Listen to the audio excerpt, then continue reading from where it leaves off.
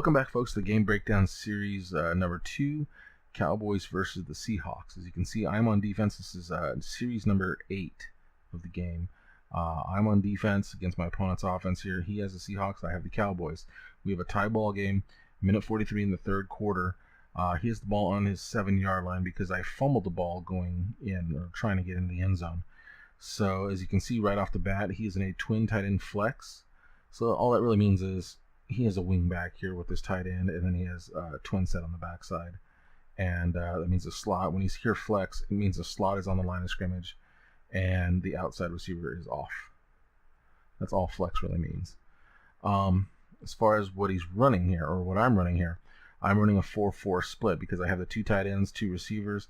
I automatically go into a 4-4 or the 4-6 normal, which is a very similar type of defense. In this case, I went with the 4-4 because I wanted the extra linebacker in there. And I've overshifted my line, overshifted my backers as well. My weak side backers, you can see, widened out to be able to play the slot here. I'm in a cover 3, so that's why I don't have a corner here as opposed to my linebacker. So I'm in cover 3. I have everybody bumped up. I trust in, I believe that's Skandrick right there, so I trust him to be able to make the play, or to be able to stop the deep ball. He's going to bail right off the bat anyways. It's a cover 3, as I said. Now, the play he's running is a 4-3 base. So 4-3 base in this sense is going to the weak side away from where the back is lined up. So if the back is lined up to the right here, he's going left. If he's lined up on the left, he's going right. In this case, I think it's actually a decent call against what I've done because I've overshifted so many guys over. He has better numbers here, although really he doesn't have greater numbers here. He has an even, well, actually, looking at it, he has a guy for each one of my guys. Problem is, right here, that's the one that's scary for him. If he's able to do his job and make the block, great. Problem is, this is a middle or an outside linebacker. He's not a defensive back. This is a wide receiver, not a tight end. So more often than not, he's going to be the danger zone. It's all dependent on what he can do. With the 4-3 base, and you've seen me run it before too, it's basically the same thing as running a power out of the shotgun, essentially. So you're going to get double team here, and they should work their way to the next level, or to the backside backer. Really the backside backer in this case. Here you're going to get a base block. Generally, that's kind of the difference between a power and a base.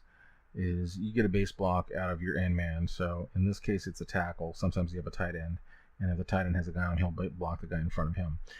In a power, usually they go inside of that block and let the fullback kick out on the defensive end or outside linebacker. In the NFL, you're not going to see so much them allowing that to happen. They run most of their stuff kind of like the base. So if you had a fullback back here and you had, say, a tight end, he would actually block the guy who's on him, and then the fullback would just find a hole and run through it with the tailback following, mainly because you really don't want a fullback trying to block a defensive end. Most defensive ends will just destroy a fullback. Backside here, straight base blocking, and because it's a base, you got the pulling guard who's going to be eyeballing this middle linebacker here and trying to make the block on him. So let's go ahead and run through this, and we'll see what happens, and then we'll discuss. Alrighty, you can see I kind of get fooled. It's really not me; it's the player himself. Right at the snap, for some reason, it doesn't give me control, so it actually moves me over a little bit. Like he gets fooled. I don't know if that's maybe something they do with the awareness factor, so even though you're playing the guy, he still can get fooled sometimes. I've noticed that with juke moves sometimes where I know the guy's going to juke, so I actually attack where he would be going, and my guy still gets fooled by the juke and actually goes out as opposed to in, or in as opposed to out, depending on which way the back is going.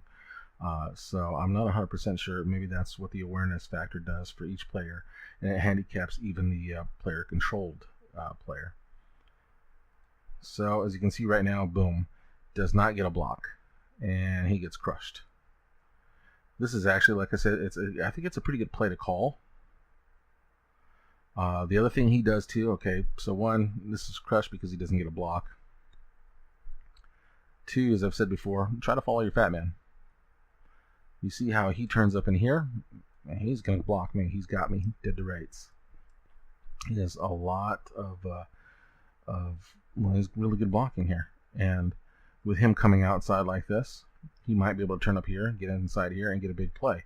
Even if he doesn't get the big play, he's going to get positive yards, because even if this guy sees where he's going, works his way back inside, and makes that tackle, that's fine and dandy too. He'll get about 3 to 4 yards, maybe even more, if he's able to drag him a little bit, especially, Marshawn Lynch there, who is a beast of a back. So really here, he needed to follow his blocks. Going wide hurts him because he's going right towards that mismatch. And boom. So we get a 1 yard loss on that play. So grade-wise, I get a positive for play success, obviously. As far as doing my job, I tried to do my job, so I'm going to go ahead and give myself the positive on that. Just, they did a good job. It was a good scheme. They get me blocked. And as far as my guy here, he does a heck of a job, obviously. So I get a 2 on this, so basically a passing grade. 2 out of 2. Outside of that, really nothing else to discuss. Just, make sure, guys, when you're running a play like this, anytime you have a pulling guard, generally speaking, I'm going to say about 80% of the time, follow your big boys. If he turn up with him, get in his booty, and then break from there. I know that doesn't sound good, but you really want to be right here, follow him as tight as you can, and then break off of his block, whether it's going this way or even cutting back in here. Although I don't think that, right now, it's not a bad decision, because he has my shoulders turned here and his shoulders turned here, so these guys are facing this way. It's a lot harder thing to get off the block in that case, or to make a tackle at least. So either way, get behind your big boys and follow them. Trust them. That's the big thing.